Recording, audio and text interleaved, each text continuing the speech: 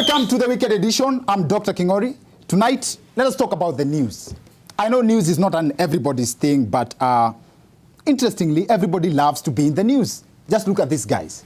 Ulikuwa unasikika kama ni risasi moja tu kutana naye wapi hapa? Askari polisi. Jamaa alikuwa amekaa hapo chini. These are a special brand of eyewitnesses. They don't say anything, just witnessing. They follow the proceedings silently. Actually, this is more of a serious version of Kukula kwa macho. And Machakos Senator Johnston Muthama is actually the most famous of these guys. Mimi sitaki mtu apigane kwa sababu yangu. We need respect for the laws. Pende yule ambaye unaona kama ni adui wako. Basically, any press conference the Honorable Senator attends can be branded as I stand with Muthama. And that's not even the best part. There's this rare footage of Muthama standing behind Muthama while addressing a press conference. Yes, Muthama is the best person. Yes, Muthama is the best person kwenda naye out. Juu atajisimamia. Yes. Anyway, that's just a tip of the iceberg. That's just a tip of the iceberg on the subject of the show tonight. First of all, I'm really humbled by the feedback we are getting on the show so far. Thank you very much for the support. Thank you. Actually, according to the latest polls by the Ipsos and Synovate, many Kenyans consider the Weekend Edition as one of their most trusted sources of news. And for that reason, yes. For that reason, this week I have been bestowed the responsibility to explain the current water shortage in the country. Critics claim that the water rationing is an act of the central government trying to literally water down the Nairobi County government. But that's not true. According to sources, the actual reason behind the water rationing is that the government is secretly opening new lakes in different parts of the country. Yes, and you know the government inakufanya vitu chini ya maji. So one of those lakes was discovered last week in Munambo village along the Kenya-Uganda border. The reeds have been disappearing as a huge volume of water emerges, despite the drought that straddles the country. This has given them a reason to believe that indeed this is a new lake in the region. Already this group of youth is making some money by imposing a certain fee on those who wish to see the lake. Yes, the lake had been hidden under reeds, but finally the area residents were able to read between the lines. I know most of you still haven't realized that all the stuff I've said about the secret lake is totally made up. It sounds true because I said it with a straight face, but it's all lies. The whole story, including the Synovate polls, except the thank you part. That is legit. Thank you. Tarudishia makofi zenu after show. Now, by the way, this is the real cause of the water shortage.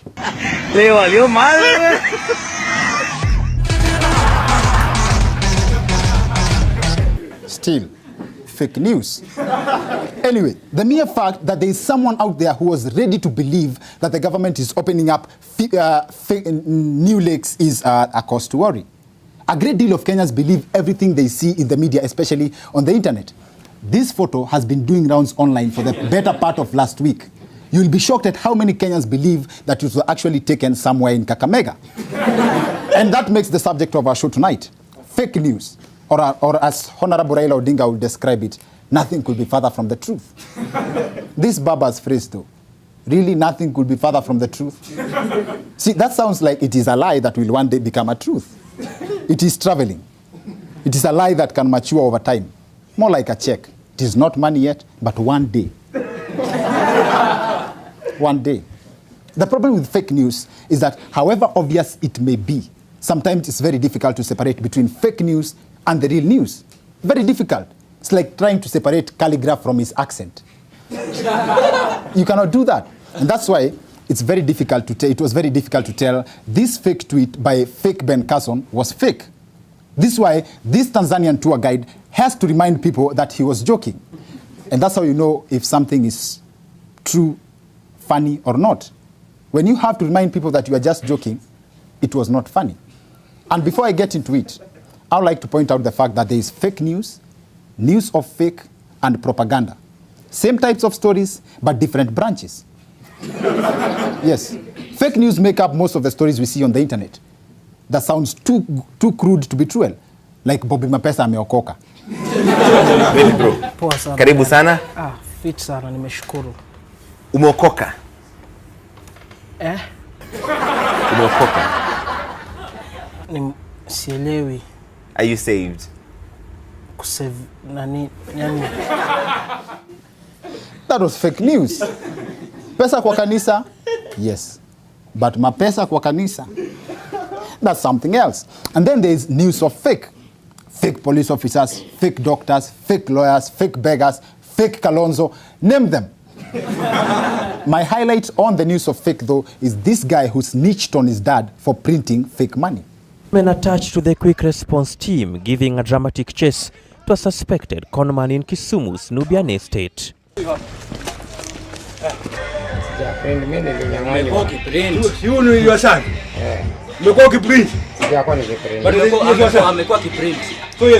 Hata kuna jamaa alimpiga kwa nyumba ya kuprint. So he is your father? He's my father. Your real father? My real father. Biological father. See, the guy had printed fake money for so long that the police officer couldn't even believe that his son was real. Yes. And then there's propaganda. According to the English dictionary, propaganda is information, especially of a biased or misleading nature, used to promote or publicize a particular political agenda or change a course or point of view. Keyword is point of view. The only complaint we found in the media is that when Kibaki was clearing, he had been accused that there was a broken window somewhere. And so the fellow signing the clearance forms had refused to clear him. And it was said that he complained that he found the window broken. He didn't break it himself. So former President Mwai Kibaki allegedly interfered with his point of view. At least he later got off the hook. Alisema ni Moi alivunja.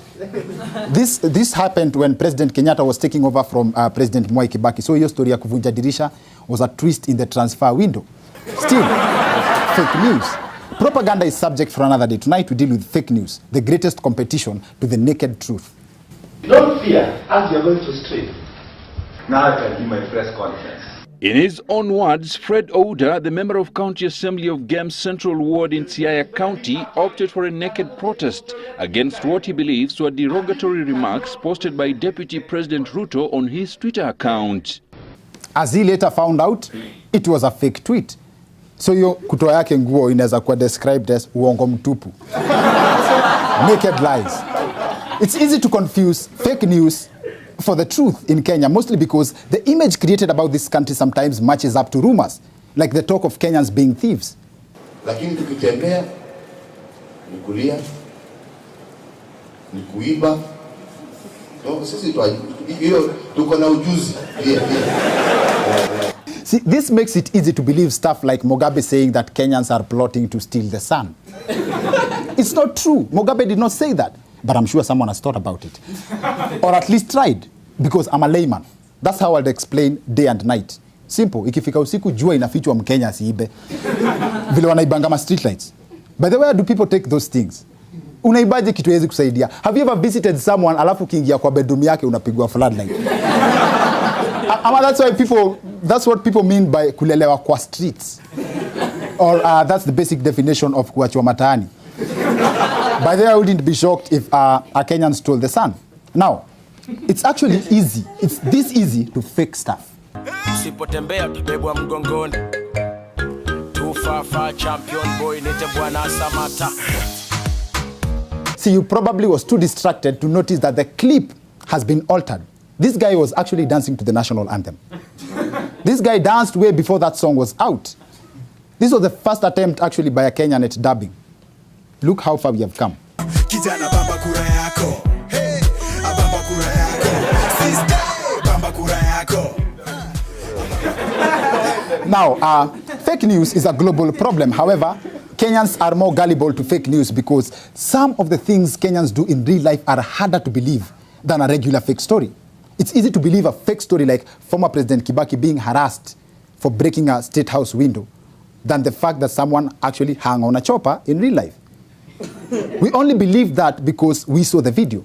But still, seeing a video doesn't mean that the story is true. iko NYS, Anne Waiguru, nini na nini. Hiyo yote ni maneno ya propaganda. Anne Waiguru, you can run, you can hide, but we are telling you, your place is in committee maximum prison. If you ask me, that's a Kenyan politician bringing change. If they could change our lives like they change their stories.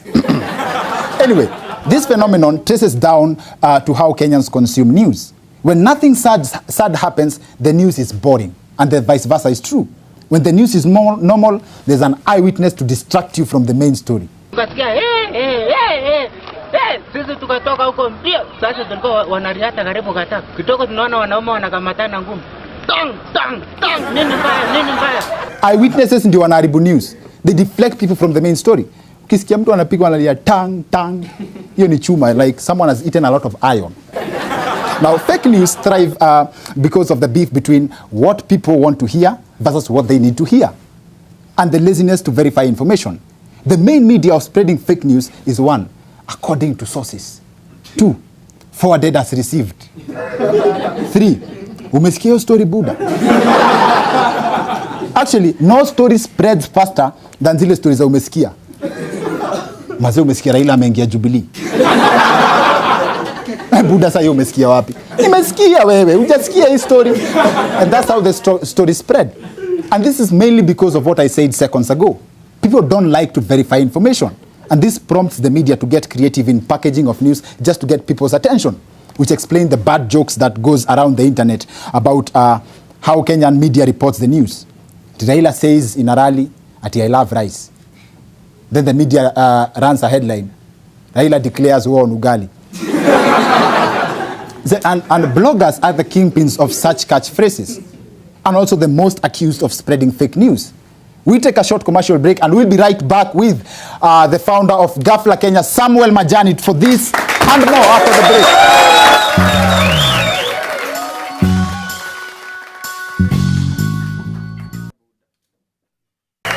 Welcome back to the Weekend Edition. I'm Dr. Kingori. Our subject on the show tonight is fake news. And the people who've been most accused of spreading fake news are bloggers. So those of you who don't know who bloggers are, these are people who know 10 things about everyone, and number 7 will shock you. Yes. Our guest in studio tonight is the founder of one of the biggest blogs in the country right now, Ghafla Kenya, ladies and gentlemen. Samuel Majani. Welcome to the show. Thank you. Something about me that I don't know. Kingori, you're not yet that controversial. You've stayed out of the limelight very well. Nicheze smart. This, I always start with a curious question. Yeah. As bloggers, mmechapwa sana kwa hiyo story ya fake news. Does that in any way relate na hiyo jezi umevaa?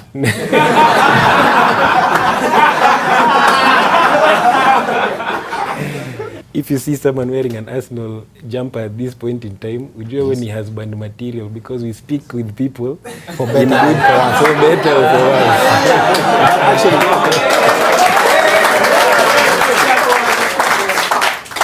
Acha uoe mtu juu amevaa jezi ya Arsenal. Alafu wa lose bet. Unajua ku-lose game ni different na ku-lose bet. I have come to understand that. There's talk that blogging is the in thing, say you guys are taking over news, and people talk of that's the primary source of information, blogs. Don't you guys feel a sense of responsibility in terms of verifying the news and how it will affect the public and the person? That authenticity is a continuous process in any media house. So it's something that you have to do every day. You say, okay, I must get everything I'm doing right. But then there's also the fact you have to accept that in the process of writing all those stories, kuna zenye utablanda and you get them wrong. You get. So I think actually the most important thing is, what do you do when you get a story wrong? Media ethics states that the procedure is, you take the story down, you apologize, and, compensate the person if necessary. But you do realize, as much as you can delete the story, you can't walk up to people and wamesoma, Buddha umesoma Ghafla leo? Hebu sahau your story. You can't do that. You can't do that. You can't do damage control like that unless you do a follow-up story like, hey, that was not true. Actually, with online, one cool thing you can do is, on that same link, which people are around sharing, you can edit it as well, you know, to now have the apology there and the correction there. How do you balance, the fact that Kenyans don't like the stories that help them?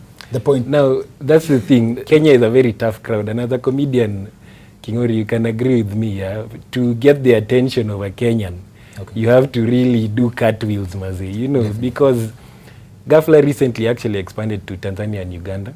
And you just see the difference in how easy it is to please a Tanzania. In Tanzania, unaweza sema Diamond and Zari walitoka kwa nyumba leo.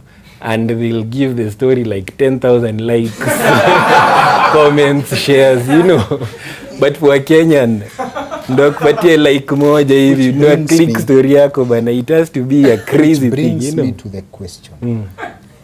Mnakuanga wapi ndio mjue Diamond na Zari wanatoka kwa nyumba? Mnakuanga wapi? How do you do it? Now that's the thing. Sometimes, I think you know this, sometimes even people feed you stories to keep themselves relevant, you know, so anapigwa picha as if it's like a paparazzi, then he gives you and says, okay, please write X, Y, Z. Oh, so sometimes you do run fake stories deliberately? Not in that sense, but basically, like, someone basically acted out something. How does it feel about the brands that you guys have made? Brand is a polite word for socialites. And how do you feel ukiona Huda driving around in a pig, alafu unasema, God bless the work of my hands? By the way, would you believe I've never met Huda? Really? Or Vera? But you've met her fake stories. No, but now you see, that's the sort of thing that, like I'm telling you, there are also characters who people love to hate. So kwa barabara, utaona watu wakisema, hiyo story ya Huda mi siwezi soma, lakini wakifika kwa mata ama where they are alone, you know, they were there on the Huda story on their phone. Like, and have you ever visited the comment section, your link, your story on Facebook? Yeah. 90% of people don't click the link. Now that's the other part you're right about. So there's sometimes when someone can use a controversial headline. Yes. You know, like for example, mtu aseme Dr. Kingori.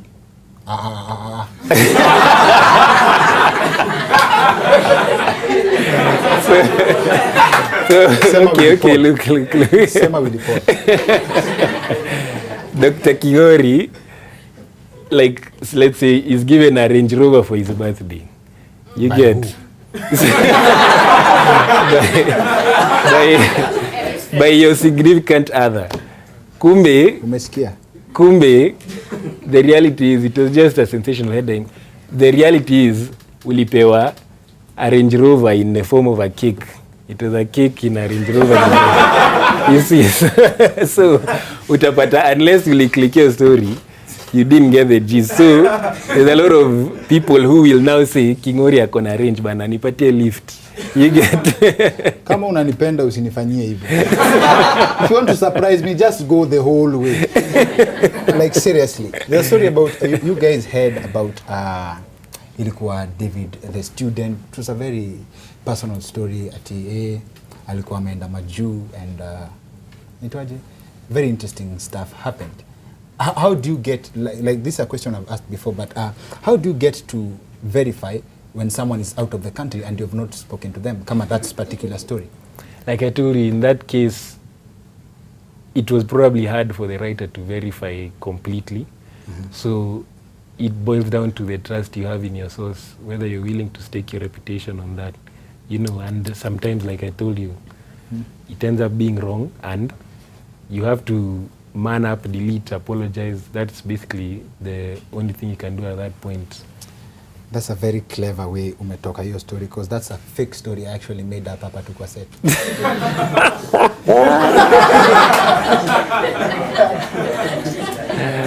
Wow. No, but you know, look, Anyway, there you've got me, man. And that's the thing. We've written. It's been what 6 years of Gaff Club. We've written 50,000 stories or more. And of course, you can classify hizi stories za uongo na hizi za ukweli. Hey, hapo. Even the new ondoke Angori, probably the writer. No, there you've got me, man. Makosa imefanyika. Now, Larry Madowo. You guys, actually, you do realize that you guys are creators. Don't only creatives. Larry talks about learning stuff about himself. Actually, Larry ni twins.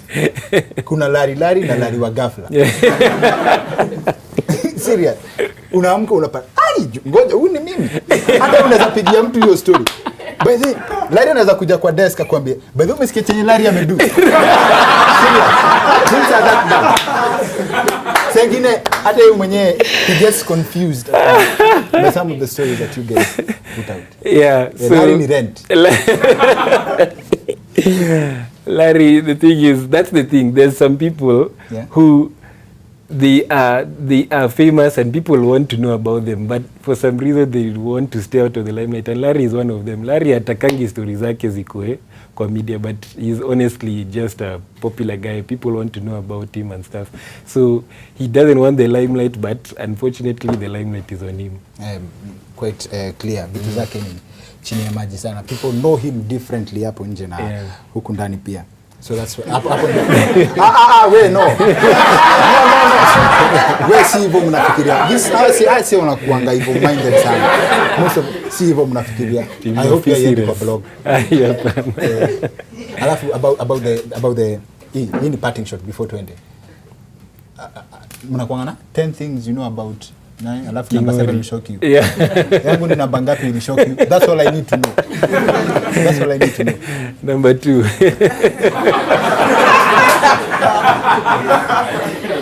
Thank you for coming on the show. Thank you very much.